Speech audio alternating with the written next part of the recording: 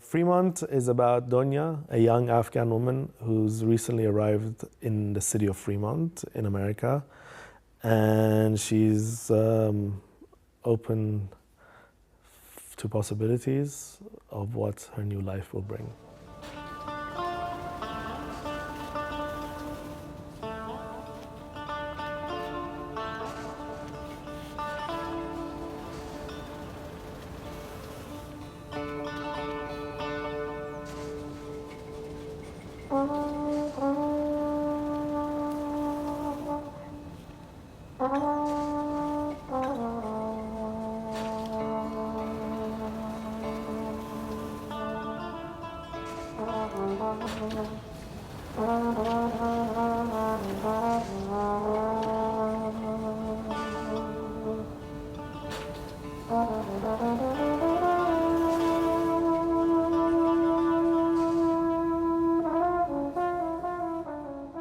I wasn't one of those kids, at 8 years old running around with a camera.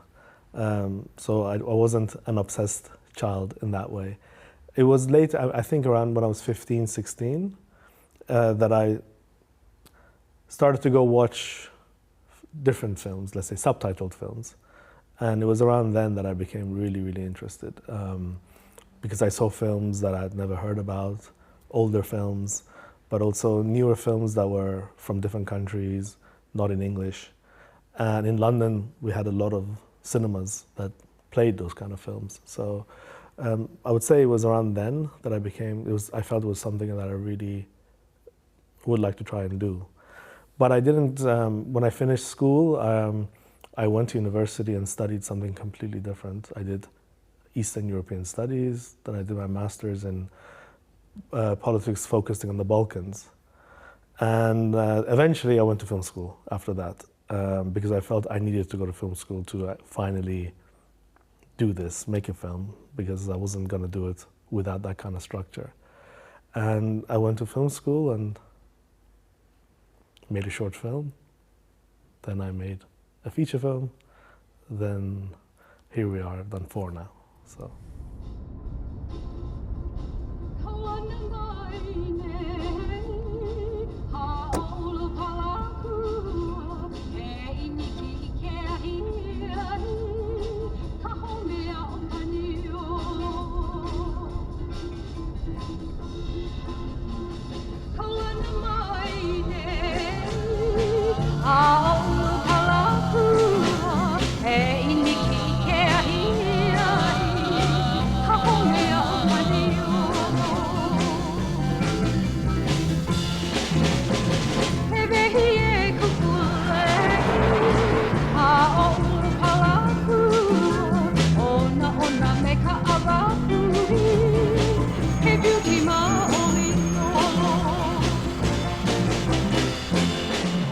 Around 9 years ago, in 2014, I was in the San Francisco Bay Area doing my second feature film, Radio Dreams.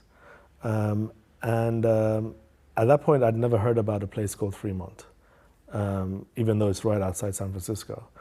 But that film, Radio Dreams, had Afghan cast members.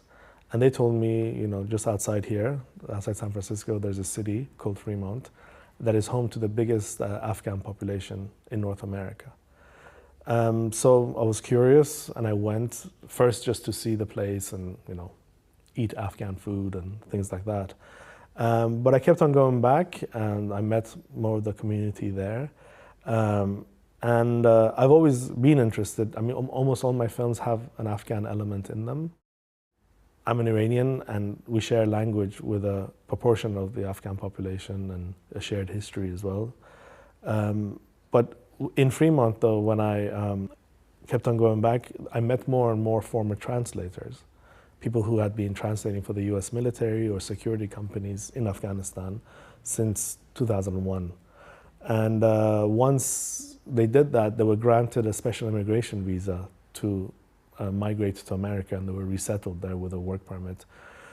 But the situation of the former translators I met was quite grim. It wasn't, they were sort of abandoned once they made it to America.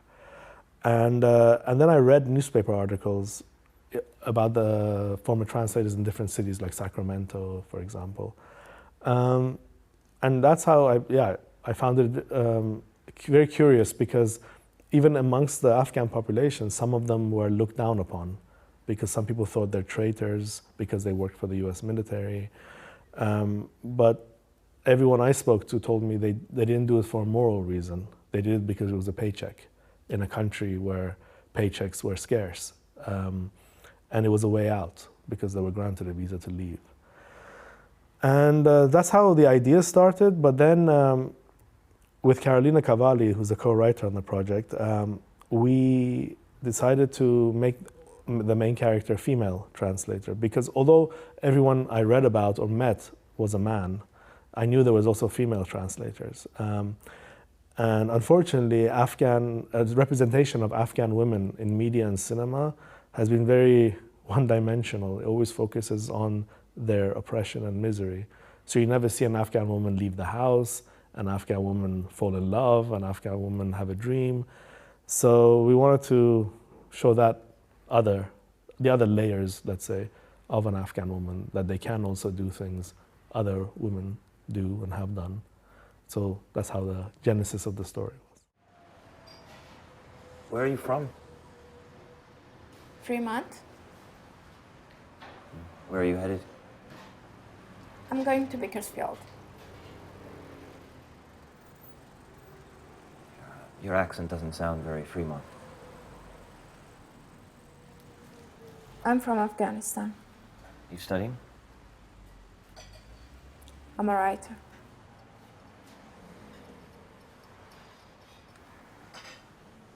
I've never met an Afghanistani before.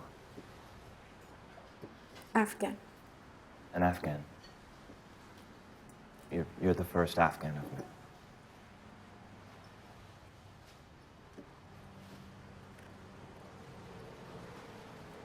You seem like a friendly people. We are. I'm just not a good example. I'm alone all day, so that's why I talk so much during my lunch break. Actually thinking I should hire someone so I can have someone to talk to. I am actually thinking I should hire someone. I've never understood how a single mechanic can bear the responsibility on his shoulders, you know, deciding if a car is good to go. All responsible jobs, they're performed in twos, right? You think of airline pilots or surgeons. Cars carry lives. What if one day I'm a bit distracted or in a very bad mood?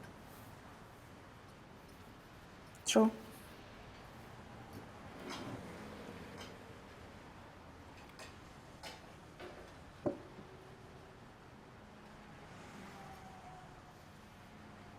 Sometimes you just want to be alone and eat your sandwich, right? I have something I have to do anyway.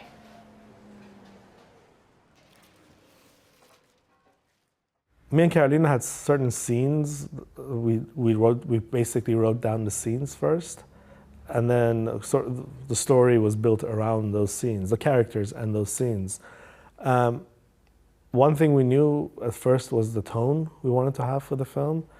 And the tone is also, let's say, kind of based on the fact that a lot of cinema about the immigrant experience, and a lot of those films I actually like myself, tend to be inviting the audience to pity the character. So you see a refugee or an immigrant, and for 90 minutes as an audience you watch and you feel sorry, and then you go home or go for a drink or whatever. But I don't think you really connect with the characters, because there is a sense of, oh, there's an other that we have to feel sorry for. Because it does really focus on the grimness of the immigrant experience or the refugee experience. And we knew the tone we wanted was going to be one where there's a mixture of, let's say, melancholy and humor, and just showing the absurdities of the situation. So I would say it was scenes and the tone, and then we built a story around that.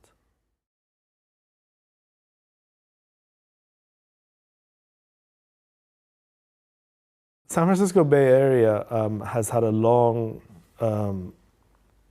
tradition of migration from China mainland and also Taiwan and Hong Kong. San Francisco Chinatown is one of the longest, oldest established ones in the West, and so there's a very large community of Chinese people living all around the San Francisco Bay Area in different cities, Oakland, San Francisco, and Fremont also. So in the city of Fremont, you have the Chinese community, the Indian community, the Latino community, alongside the Afghan community. And that's very much representative of the Bay Area as a whole. So I personally have, let's say I don't have a personal or historic connection to them, but it's a story set in the Bay Area, and we wanted to have, let's say, a newly arrived immigrant being in contact with a more established immigrant community, i.e. the Chinese in this instance. That's why they're included there.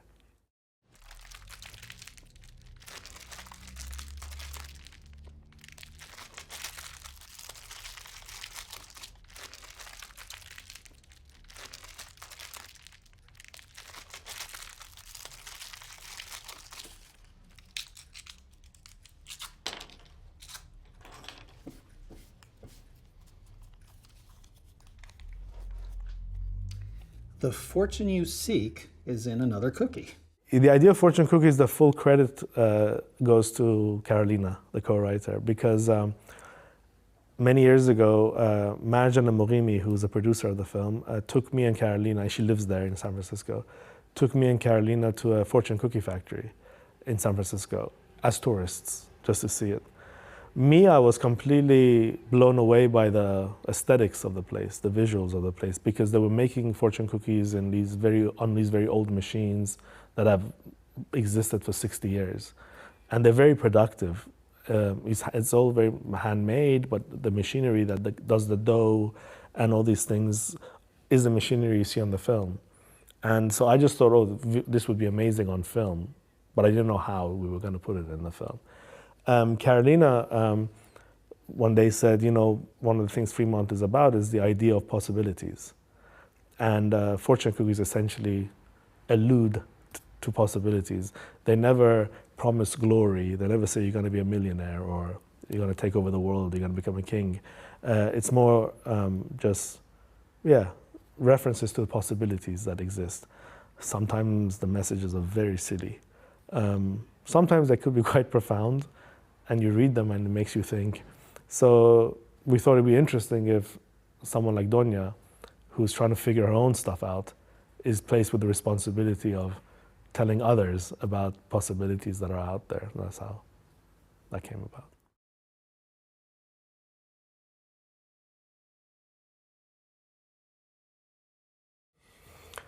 about. It wasn't planned from the start to do this in black and white. When we were writing it, I always imagined it would be a film in color. Even the initial mood boards we did was all color. It was very late, just before pre-production, that I suddenly just felt in my gut that for the tone we wanted to achieve and based on the locations we had in mind, this film would look prettier in black and white. I don't have any intellectual or metaphorical reasons for it. It was just in my gut. I felt this would look more interesting in black and white. There's one thing that perhaps I thought black and white could really help was San Francisco is an iconic city. Everyone knows San Francisco. You see an image of Golden Gate Bridge, for example, or Alcatraz or Fisherman's Wharf, and you know you're in San Francisco. Fremont is not an iconic city. No one really knows about Fremont. And Donya commutes from Fremont to San Francisco, like many people do, for work. And I didn't want it to become a situation where she goes from a kind of a bland city to a exciting cosmopolitan city and everything is wonderful. Because reality is really not like that. It's not like when you commute to a big city and everything, your day brightens up and everything is great. And I felt black and white could neutralize that difference better. The aspect ratio, me and Laura Valadeo, who's the cinematographer on the film, when we were talking beforehand and the references we were exchanging, a lot of it was medium format photography, which kind of lends itself to this aspect ratio. And we thought it would help isolate the characters within the frames if we had that academy boxing ratio kind of thing.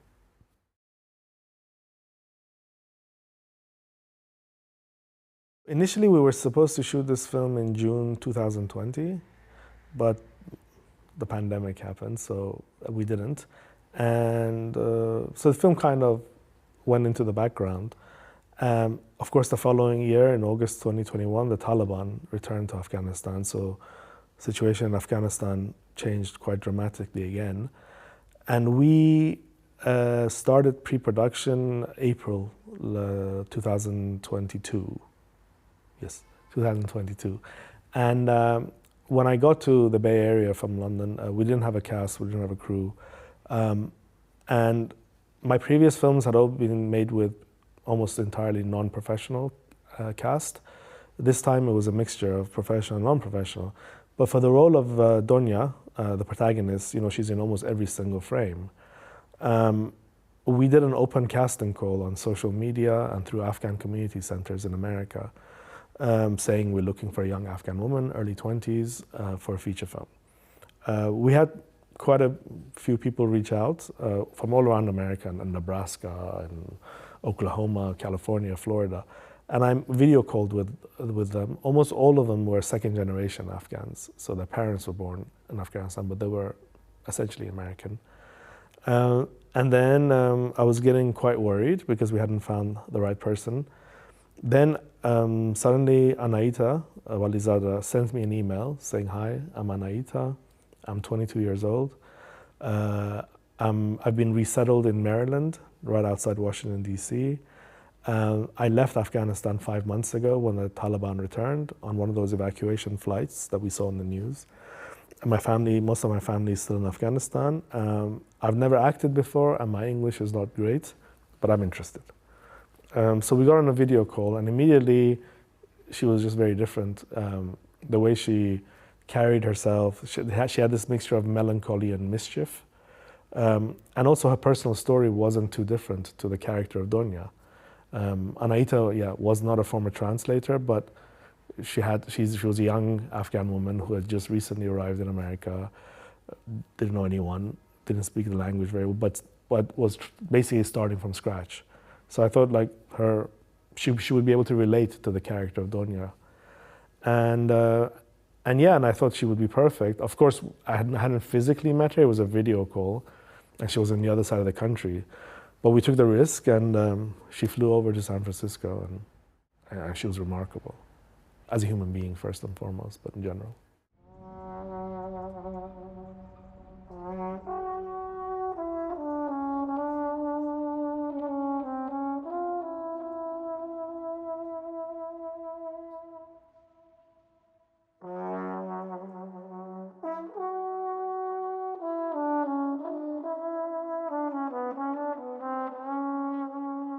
For her, it's important as on a personal level because she wants to continue the conversation about Afghan women, and so people don't forget about them. Because we have a tendency to forget, you know, when a new situation arises in the world, and new situations arise all the time, other things get pushed to the background, but the urgency of those things doesn't shift. So.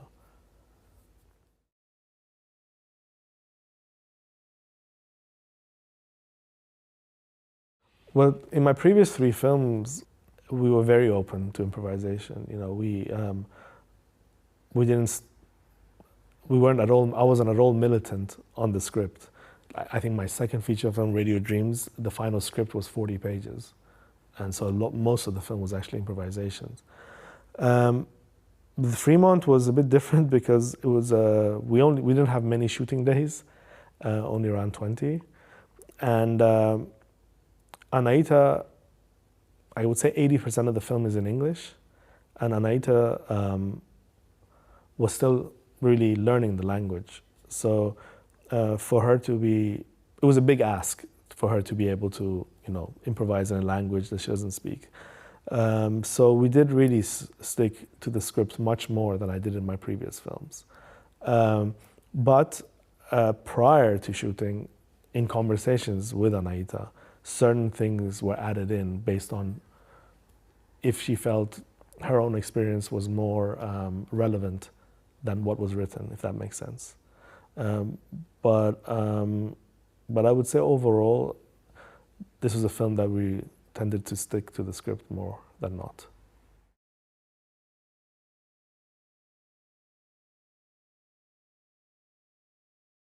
Greg Turkington, I've been a fan of his work for many years, for his comedy or anti-comedy, and also for his acting roles. I knew all about him, not personally, but just from his work. And we reached out to him with the script, and he liked it, and he agreed to do it. Eddie lives locally. He's retired, semi-retired from, he worked in real estate most of his life. And in retirement, he's taken more of an interest in acting. So him, along with most other people, when it came to casting, what was most interesting, because I'd never auditioned, so I never sent them pages of the script to read or anything like that. It was more just conversations with them. In Eddie's instance, for example, for that role, we had them, the people potentially trying out for the role, I had them each record like a 2-minute video where they described a childhood memory, any childhood memory. And Eddie's was completely hilarious. He had a very matter-of-fact way of saying something, but always with humor. And that's why I thought he would be right for the role. Hilda, who plays the work colleague of Donya, she was a set decorator on Radio Dreams, my second film. And I had her in mind when we were writing the role because of her personality that I had seen on set previously. Overall, I would say for the non-professionals at least, I always, 2 things are important to me. One is that they physically look interesting. And by interesting, I don't mean they have to be models or beautiful. I mean just like interesting characteristics physically. But also, I don't know, I'm naturally drawn to people who have that kind of hint of melancholy in their way of being. And that I only find out from having conversations with them. So it's primarily, yes, to do with conversations.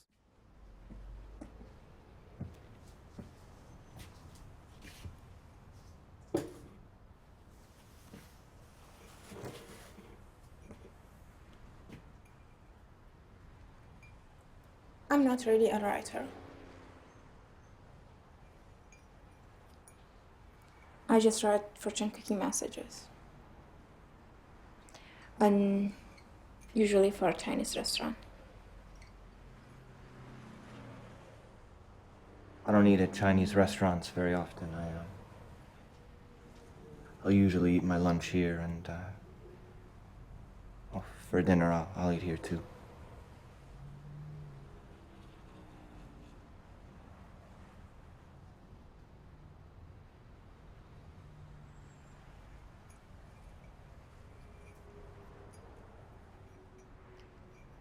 How much do I owe you? It's on the house. If you ever come back, it'll be on the house too. A very close friend of mine, a filmmaker called Antonio Campos, in his debut feature film, After School, had a teenage Jeremy Allen White in it. So very, very deep in pre-production, I would say 5 days before we started shooting, we hadn't cast that role yet. And I called Antonio, I said, we haven't cast our role, do you have any ideas? He goes, why don't you call Jeremy? I said, don't be ridiculous, he's never gonna agree to do this. Antonio said, no, he's very cool, you should call him. So I did, and Jeremy said, send the script, which I did. Late at night, he sent me a message saying, I read it, I liked it, let's talk tomorrow. We had a long video call the next day, talking about the film and the character. And yeah, he drove up a few days later. And actually, Anaita's first 2 days ever on camera were the scenes with Jeremy. So she was thrown in right at the deep end, and I think that gave her a lot of confidence to go forward with the rest of the shoot.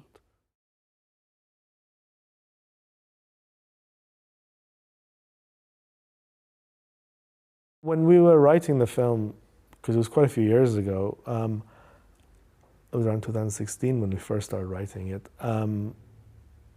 It was a weird thing because I lived in London, and it was at a time when the whole referendum on Brexit was happening, and America was having the elections, which brought Trump to power. And I was very bewildered, let's say, that communities that had been living together for a long time, the fear of God was placed into them by the media and politicians about being scared of otherness, scared of someone who's different. So we wanted to, I don't know, perhaps in an ideal, a bit too idealistic, but regardless, we wanted to show, yeah, different people can have things in common, even though they're very different. And in this instance, it is they're all the characters of film are in a way lost or alone in some ways, and they're trying to sort of discover their places of where they belong or where they would like to belong, or at least have some form of connection, and irrespective of that sense of otherness, whether they're Chinese, Afghan, Caucasian, white, yeah,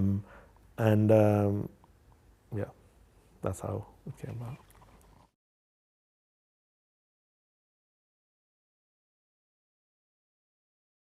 Marjane Morimi produced the other film I mentioned, Radio Dreams, my second film, which I shot in the Bay Area. And she was a dear friend. She was an Iranian who had lived in the Bay Area for over 40 years. And we started Fremont together, me, her, and Carolina. So we went, every time we went over there to research or write, we went and stayed with her. And so it was a project that was very dear to her. And unfortunately, she passed away 10 days before we started shooting. So yeah, like in the final week of pre-production, she passed away. So that's why the dedication is to her.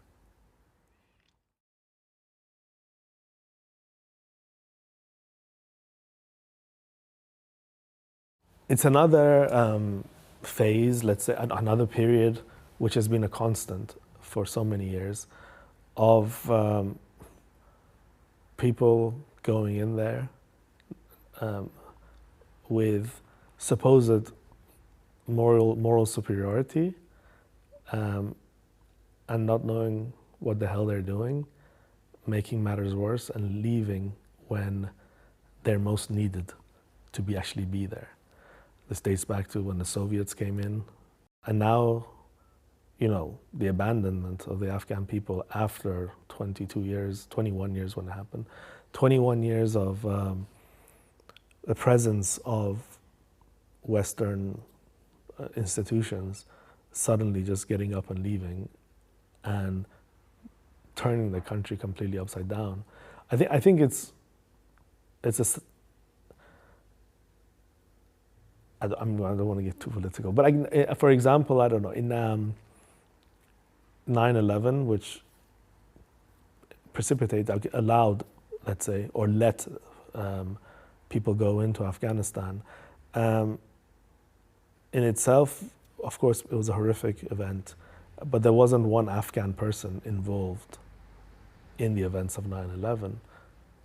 I think there was 21 Saudi Arabians, and there was a Saudi Arabian who went to hide in Afghanistan, Osama bin Laden, that led to a country being destroyed, essentially. So I struggle to find Afghans at fault. I struggle to see how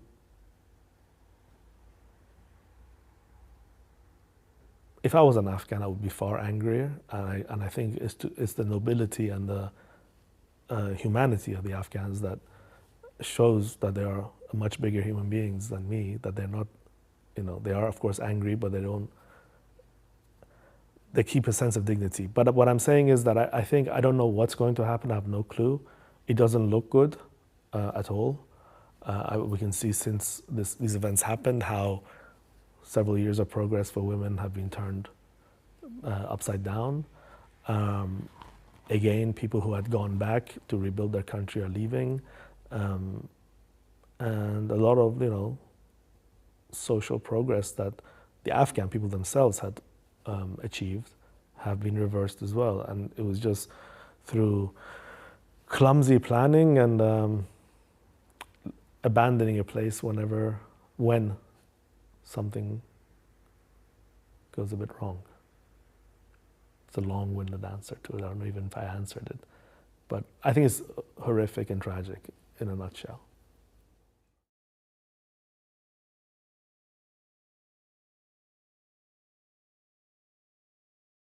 I don't know. I struggle with labels like that. Most of the heads of department on this film were women. Most of the producers were women. The lead actress was a woman. My co-writer was a woman. As was the case actually with my previous film as well. I don't generally labels like this I'm not comfortable with. I do find in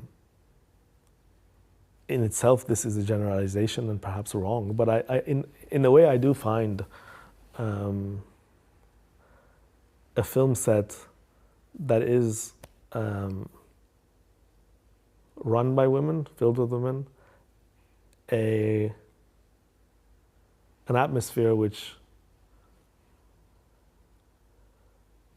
I feel is less filled with ego, if that makes sense, and which makes it more comfortable to work in. Don't know if that answers your question. Yes, and maybe it helps to reach that softness in the movie. Yeah, I mean, for sure. I think I think the atmosphere on Fremont was really amazing. It was full of tenderness and kindness, but also with the men as well. So like, they were evil, but it was a really pleasant set, and I think I had to do several things. The story we were telling, Anaita's presence. I think the passing of Marjana just before the shoot had also had an effect on that. But I also think the large presence of women in, let's say, leading roles, not just in front of the camera, but behind the camera, really did help with that.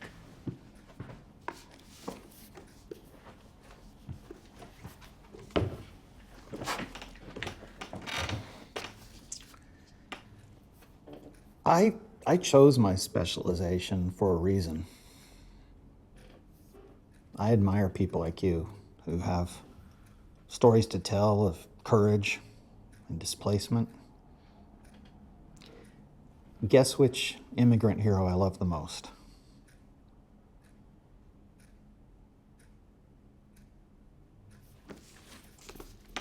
White Fang. The dog.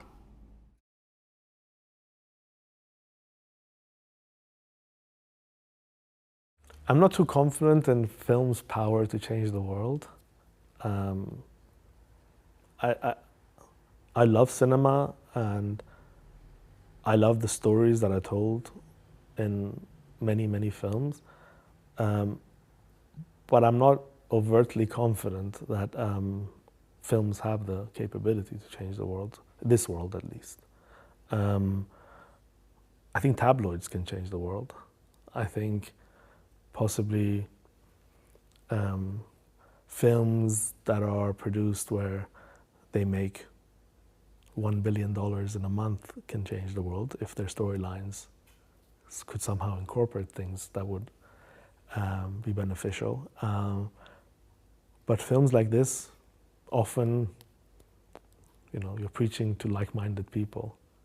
And so yeah, this may be a bit of a pessimistic viewpoint, but I'm not entirely sure that it's possible to change the world, change some aspects of it at least. I think, at least I give my reasoning for it, for making a film like this or telling a story about someone who's displaced or in general telling stories about people on the margins of society One is completely out of arrogance because I'm interested in the subject matter. The second one is that I hope that someone you haven't heard about or seen, you can hear about them and see them. And if they manage to talk about it, so a few more people will hear about it as well. I don't have full confidence of that turning into something that will, let's say, have a fundamental power of change.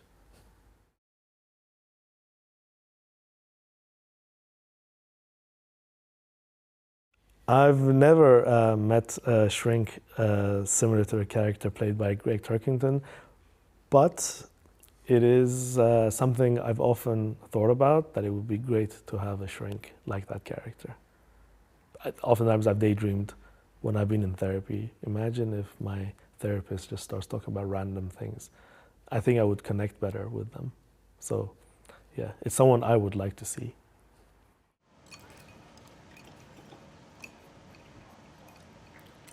Daddy, I'm done. Can I have the fortune cookies now? I'm done. Can I have the fortune cookies? All right.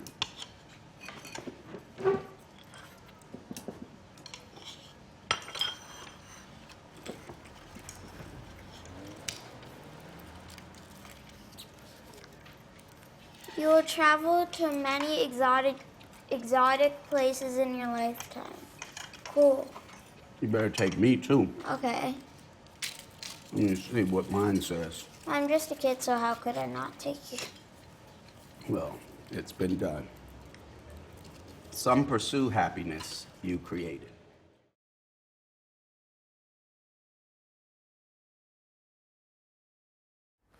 I like the one that's in the film, the fortune cookie that's in the film. A ship in harbor, safe, but that's not why ships are built.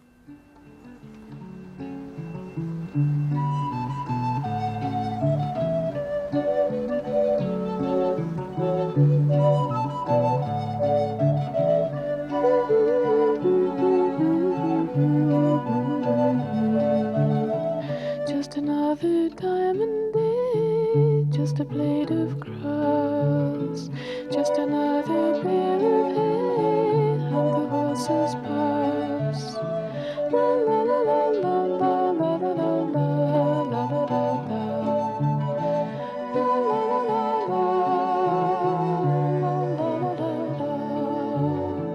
Just another field to plow, just a grain of wheat, just a sack of seed to sow, and the children eat.